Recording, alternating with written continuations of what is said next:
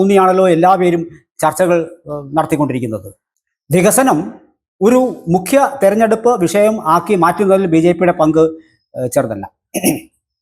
നരേന്ദ്രമോദി അധികാരത്തിൽ വന്നതിന് ശേഷമാണ് വാസ്തവത്തിൽ ഈ ഒരു വികസന കാര്യങ്ങൾക്ക് കൂടുതൽ പ്രാധാന്യം തിരഞ്ഞെടുപ്പ് വിഷയമായി മാറിയത്. ഒരുപക്ഷെ അതിന് ശേഷമായിരിക്കാം. എന്തായാലും അത് സ്വാഗതാർഹമാണ്.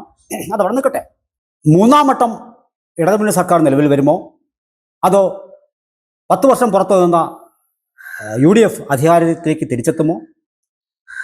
ഉണ്ടായിരുന്ന ഒരു സീറ്റ് നേമത്ത് പൂട്ടിച്ചു, ഇനി അത് ഓപ്പൺ ചെയ്യാൻ അനുവദിക്കില്ല എന്ന് പറയുന്ന CPM-ന്റെ വാദത്തെ മറികടന്ന് ഒരു 10ഓളം സീറ്റുകൾ ലക്ഷ്യമിടുന്ന BJPക്ക് അത് നേടിയെടുക്കാനുള്ള അടിത്തറ പാകാനുള്ള ഒരു ഫലം ഇതിൽ നിന്ന് ലഭിക്കുമോ?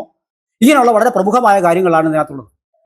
ചുരുക്കത്തിൽ സംസ്ഥാനത്ത് വിവിധ ഭാഗങ്ങളായി നടന്നുകൊണ്ടിരിക്കുന്ന വികസന പ്രവർത്തനങ്ങൾ, ഇപ്പോൾ റിംഗ് റോഡുകൾ, സംസ്ഥാനത്തിൻ്റെ പല സ്ഥലങ്ങളിലും റിംഗ് റോഡുകൾ വിഭാവനം ചെയ്യുന്നുണ്ട്.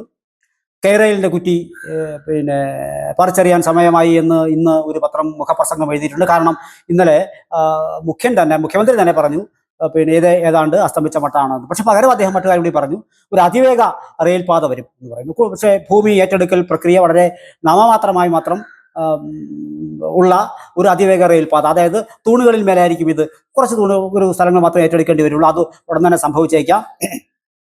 അതിന് കേന്ദ്ര സഹായത്തിലുള്ള കാര്യങ്ങൾ അവർ തേടുന്നുണ്ട്. പിന്നെ ലൈറ്റ് മെട്രോകൾ, ഇപ്പോഴുള്ള മെട്രോകൾ എക്സ്റ്റൻഷൻ ഉണ്ടാകുന്നു. ഇങ്ങനെ രാജ്യത്ത് സംസ്ഥാനത്ത് വലിയ തോതിലുള്ള മാറ്റങ്ങളാണ് സംഭവിച്ചുകൊണ്ടേയിരിക്കുന്നത്. അപ്പോൾ ഇതിൽ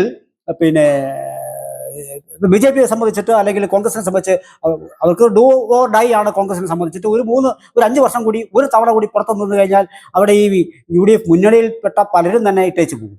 ഇപ്പോൾ മുസ്ലിം ലീഗിനെ സംബന്ധിച്ചിട്ട് അധികാരമില്ലാതെ നിലനിൽക്കാൻ കഴിയില്ല എന്ന് അവരുടെ തന്നെ അണികൾ പ്രസംഗിച്ച് നടത്താൻ കഴിഞ്ഞിട്ട് കുറേ മാസങ്ങളായി. പിന്നെന്ന് പറയുന്നത് BJPക്ക് അവർക്ക് ഈ സീറ്റുകളുടെ എണ്ണം വർദ്ധിപ്പിക്കുകയും ഒരു 2 ടയർ ഭരണ സംവിധാനത്തിലേക്ക് പോകാൻ, അത് പക്ഷേ ഇക്കുറി അല്ലെങ്കിൽ കൂടിയും 2031 അത് സാധിച്ചെടുക്കണമെന്നുള്ള ലക്ഷ്യത്തിലേക്ക് നടന്നെടുക്കുന്ന BJPക്കാർ. മറ്റൊന്ന്, എക്കാലത്തെയും ഒരു റെക്കോർഡ് സൃഷ്ടിച്ച് 3ാം തവണയും ഭരണത്തിലേറി അതിൻ്റെ ക്രെഡിറ്റും നേടി പോകാൻ ഉദ്ദേശിക്കുന്ന CPM.